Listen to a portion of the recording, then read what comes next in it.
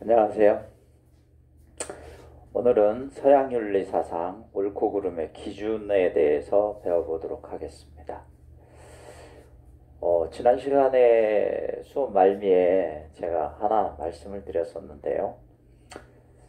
자, 홍수가 났다고 했을 때 그 홍수가 나서 저기 사람이 떠내려간다고 그랬습니다. 그랬을 때 그 사람을 내가 들어가서 구할 수는 없으니까 그 통나무를 하나 묶어서 밧줄에 묶어서 던진다고 합시다. 근데 던졌는데 그 통나무가 날아가서 그 사람 앞에 잘 떨어져서 그거를 들고 왔으면, 그 사람이 붙잡고 왔으면 좋은데 그 통나무가 날아가서 그 사람 이마를 때려서 그 사람이 죽었다고 합시다.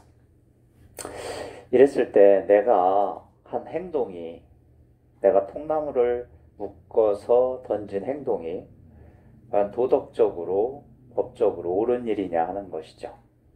물론 내가 그 사람을 구하기 위해서 통나무를 던졌기 때문에 어떤 사람들은 선한 행동이다 라고 할 수도 있고, 어떤 사람들은 물론 구해주려고 했지만 선한 행동이라고 보겠지만 결과적으로 그 사람이 죽었으니까 이것은 옳지 못한 행동이다 라고 할 수도 있죠. 우리가 옳고 그름의 기준을 따질 때 두 가지로 보통 나누어서 생각해 볼 수 있습니다.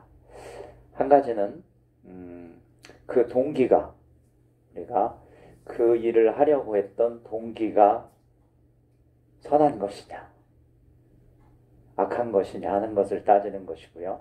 또 한 가지는 그 결과가 잘 됐느냐 잘못됐느냐를 따져서 그 행위의 옳고 그름을 결정하는 방법입니다. 그 동기를 보는 방법을 의무론이라고 그러고요. 그 결과를 따져서 행위의 옳고 그름을 따지는 것을 결과론이라고 합니다. 오늘은 의무론에 대해서 한번 배워보도록 하겠습니다. 의무론은요, 좀 아까도 얘기했다시피 의미, 즉 옳고 그름의 의무에 의해서 결정된다는 것입니다. 즉 의무라는 것은 내가 마땅히 해야 할 일을 했느냐, 도덕적으로 사람이라면 마땅히 해야 할 일을 했느냐 하는 것이죠. 즉 그 동기가 선했느냐 선하지 않았느냐를 따져보는 행위입니다. 그 특징을 보시면 역시 행위의 동기를 중시하고요. 그 다음에 행위의 가치가 본래 정해져 있다고 보는 것입니다. 행위를 시작할 때 이미 그 동기가 선했는지 악했는지가 정해져 있기 때문에 그 행위가 선한 행위인지 악한 행위인지 가치가 이미 시작할 때 정해져 있다는 것입니다. 그 다음에 목적이 수단을 정당화할 수 없다고 본다. 아무리 결과가 좋아도 그 목적이 좋을지라도 그 수단이 안 좋으면, 즉 동기나 그 과정이 좋지 않으면 그것은 선한 행위라고 볼 수 없다는 얘기가 되겠죠. 이 의무론을 주장한 대표 학자가 칸트인데요. 이 칸트는 독일의 철학자입니다. 시간관념이 아주 철저해서 칸트가 산책을 나갈 때 사람들이 칸트를 보고 그 시계를 맞췄다고 할 정도로 시간관념이 아주 철저했던 사람이죠. 몸도 굉장히 약했기 때문에 시간관리, 자기관리에 굉장히 철저했던 사람입니다. 1번 도덕법칙은 실천이성에 의해 세워진다. 실천이성이란 마땅히 해야 할 바를 생각하고 그것을 스스로의 의지로 결단하는 능력이다. 도덕법칙은 우리가 무슨 일을 하려고 할 때 그것이 옳은지 그른지를 결정해 주는 것이 도덕 법칙이죠. 실천이성에 의해서 세워진다고 말했는데, 실천이성이라는 것은 우리가 어떤 일을 행할 때 그 해야 할 바를 이렇게 생각을 하고, 그것이 내가 스스로의 의지로 다른 어떤 외압도 없이 스스로 결단해서 이렇게 하는 것이 맞아 라고 하는 능력입니다. 두 번째, 자율적 존재로서의 인간은 선의지를 가진다. 여기서 선의지란 옳은 행위를 오로지 그것이 옳다는 이유에서 받아들이고 따르려는 마음가짐을 뜻합니다. 옳은 행위를 오롯이 그것이 옳다는 이유에서 받아들인다. 이거는 여기 보시면 정언명령이라고 나옵니다. 도덕법칙은 무조건 뭐뭐하라와 같은 절대적 명령의 형식인 정언명령의 형식으로 제시된다. 그래서 이 정언명령이라는 게 뭐냐면 바로 무조건적인 명령입니다. 그냥 뭐뭐해라 또는 뭐뭐하지 마라의 형태로 주어지는 것이죠. 가언명령이라고 하는 것이 있는데, 가언명령은 만약 뭐뭐라면 뭐뭐해라 라고 해서 조건이 주어지는 것을 가언명령이라고 그러죠. 좀 전에 본 여기서 선의지라는 것은 바로 그것이 오로지 옳다는 이유만으로 해야 하는 것입니다. 어떤 이유를 붙여서 그 행위를 하는 것이 아니고, 그것이 옳다는 이유만으로 그 행위를 따르고 그 행위를 하려는 그런 마음가짐을 선의지라고 합니다.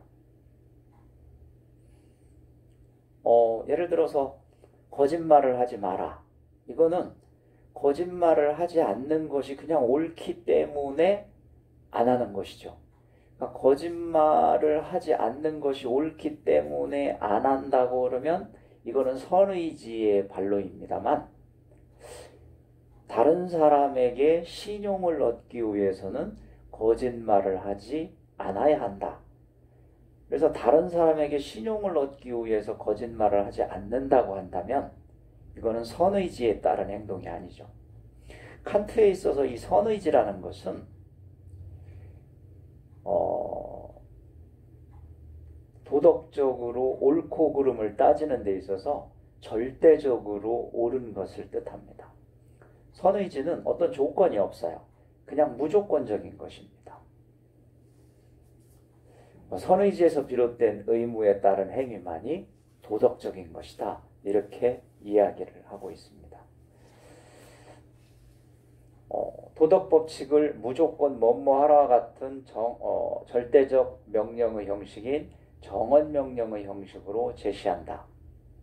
이 도덕법칙이라고 하는 것은 선의지의 반론이고 또 실천이성에 의해서 세워지는 것인데, 이것은 그냥 무조건 뭐뭐해라와 같은 정언명령의 형태로 제시됩니다.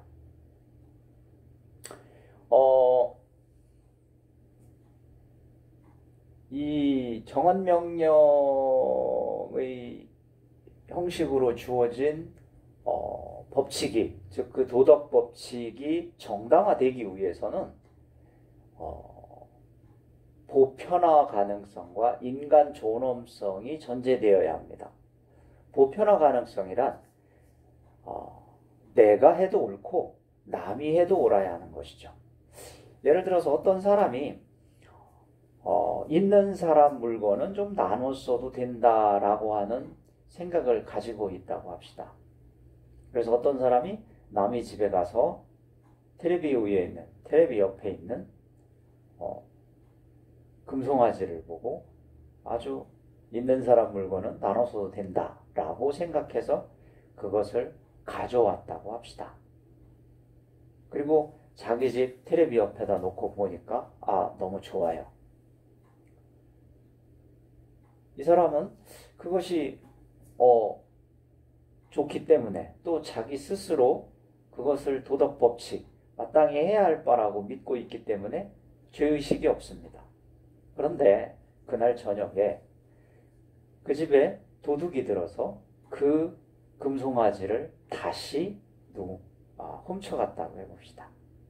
아침에 일어난 이 사람이 누가 남의 물건을 훔쳐갔냐고 노발대발 한다고 그랬을 때 자기는 다른 사람 물건, 즉 있는 사람 물건을 가져와도 되고 또 내 물건은 다른 사람이 가져가면 안 된다라고 했을 때 이거는 보편화 가능성에 어긋나는 것이죠. 즉 보편화라는 것은 내가 해도 옳고 네가 해도 옳고 모든 사람에게 다 옳게 적용되어져야 한다는 이야기입니다. 또 하나는 인간의 존엄성이죠. 이 도덕 법칙이 인간의 존엄성, 즉 인간의 목적성을 버리고 인간이 수단화된다든지 그렇다면 법칙으로서의 성립이 안 된다는 것입니다.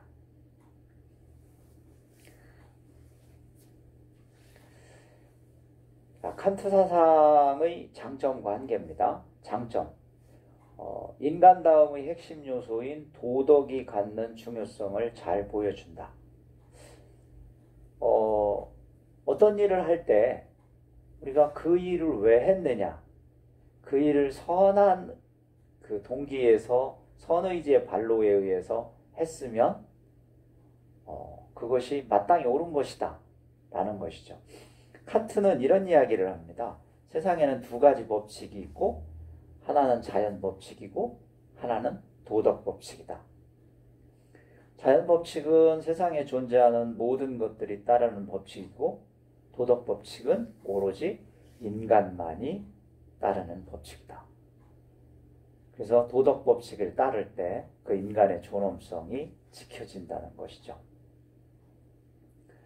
일상적인 도덕 의식에 부합한다. 아까 제가 홍수가 났을 때 사람이 떠내려갔을 때 통나무를 묶어서 던졌다고 그랬을 때 그것이 서로 그 사람에게 맞아서 그 사람이 잘못되었을지라도 그 통나무를 던진 행위가 저 사람을 구하기 위한 그런 의도였기 때문에 우리는 일반적으로 그것을 대부분 그 사람은 잘하려고 했지. 근데 그렇게 결과가 나온 것이지. 그러니까 이것은 도덕적으로 좀 옳은 일이 아닐까. 대부분 이렇게 생각합니다. 즉 우리가 일반적인 도덕의식에 칸트 사상이 잘 부합된다는 것이죠. 즉 그 원리, 마땅히 해야 함 이런 것이 전제되어 있기 때문입니다. 그 한계는 지나친 엄격성과 구체적인 행위의 규칙을 제공하지 못한다는 것인데 지나친 엄격성이라는 것은 바로 아무 조건이 없습니다. 그냥 무조건 해라인 것이죠. 그래서 지나친 엄격성. 예를 들어서 어떤 사람 집에 일제시대라고 합시다. 일제시대 때 독립군이 우리 집에 숨어들었어요. 그런데 일본 순사가 쫓아왔습니다. 쫓아와서 여기 숨었지 라고 했을 때 어떻게 대답해야 하냐는 것이죠. 칸트에 의하면 거짓말을 하지 마라라는 것은 절대적인 명령이죠. 정언 명령입니다. 도덕 법칙이고 거짓말을 하지 마야죠. 그렇다고 우리 집에 들어왔다고 가르쳐 줄 수 있나요? 그건 또 안 되겠죠.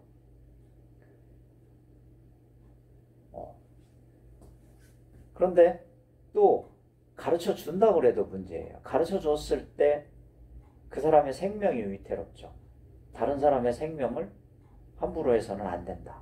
역시 이것 또한 도덕 법칙이 되겠죠. 이렇게 두 가지의 도덕 법칙이 충돌했을 때 어떻게 해라 라고 하는 구체적인 설명이 없어요. 물론 칸트가 그것을 몰랐다라고 하기에는 좀 그렇지만 어쨌든 이런 두 가지의 정언명령으로 된 도덕 법칙이 서로 충돌할 경우에 어떻게 하라고 하는 구체적인 설명이 없다. 즉 구체적인 행위 규칙을 제공하지 못했다. 그리고 너무 엄격하다. 이것이 칸트 윤리 사상의 한계로 보면 되겠습니다. 자, 현대의 칸트의 그런 한계를 극복하기 위한 여러 칸트의 학문들이 발전을 해왔는데 그 중에 한 가지가 바로 로스의 조건부 의무입니다. 조건부 의무란 정언명령의 엄격성, 도덕적 의무 간의 상충 문제를 해결하고자 한다. 즉 무슨 얘기냐면 아까 얘기했죠. 거짓말을 하지 마라와 다른 사람의 생명을 함부로 해서는 안 된다. 죽게 해서는 안 된다. 라고 하는 두 가지의 도덕 법칙이 충돌했을 때 이럴 때 어떻게 하냐는 것이죠. 저 조건부 의무라고 하는 것은 바로 그렇게 충돌했을 경우에 조금 더 중요하다고 생각하는 도덕 법칙을 지키고 조금 덜 중요하다고 생각하는 도덕 법칙을 잠시 유보한다는 것입니다. 우리는 그런 도덕 법칙을 두 개가 상충했을 때 어느 것이 더 중요한지를 직관적으로 알 수 있는 능력이 있다고 합니다. 이것이 로스의 조건부 의무입니다. 현대 칸트주의의 도덕의 확고한 토대를 마련했다. 도덕이란 이런 것이다. 인간이 마땅히 해야 할 것이다. 선의지에 반로해야 할 것이다. 즉 확고한 토대를 마련했고요. 인권사상 및 민주주의 발전에 큰 영향을 줍니다. 아까도 얘기했듯이 칸트는 인간의 존엄성이 훼손되는 그런 것들은 도덕 법칙으로 인정받을 수가 없다는 것이죠. 자, 문제 잠깐 풀어보도록 하겠습니다. 칸트는 선의지에 의한 행위도 불행을 낳게 되면 비도덕적인 행위로 보았다. 아까 우리 말씀드렸죠? 오직 선한 것은 뭐다? 선의지에 의해서 일어나는 행동이다. 시작하는 행동이다. 라고 배웠죠? 그러니까 칸트는 결과하고는 상관이 없어요. 그 시작이 옳았느냐, 그 동기가 옳았느냐, 선의지의 반로냐, 이것이 중요한 것이죠. 그래서 칸트가 내가 도덕적으로 책임질 부분은 어디까지냐 라고 묻는다면 내 의지가 닿는 범위까지가 되겠습니다. 통나무를 묶어서 던졌을 때 내가 책임져야 할 부분은 묶어서 던지는 부분이죠. 그 이후에 날아가서 그 사람의 이마를 맞든 그 사람 앞에 맞든 앞에 떨어지든 그 이후의 문제는 내 의지와 관련이 없는 문제이기 때문에 내 도덕성과는 관련이 없는 문제입니다. 그러니까 선의지에 의한 행위도 불행을 낳게 되면 비도덕적인 행위로 보았다. 이거는 틀린 게 되겠죠?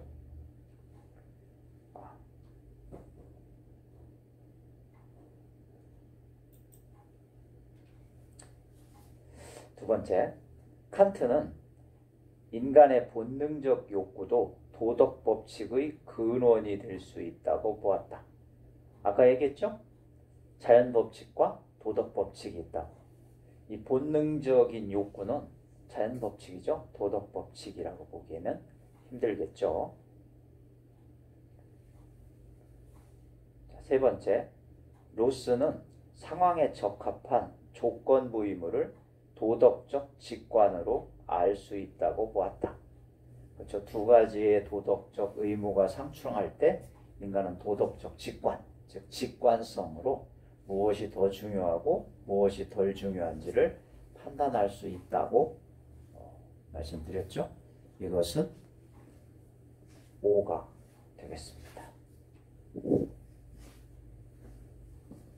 자, 이상으로 이번 의무론을 마치고요. 다음에는 결과론에 대해서 보도록 하겠습니다.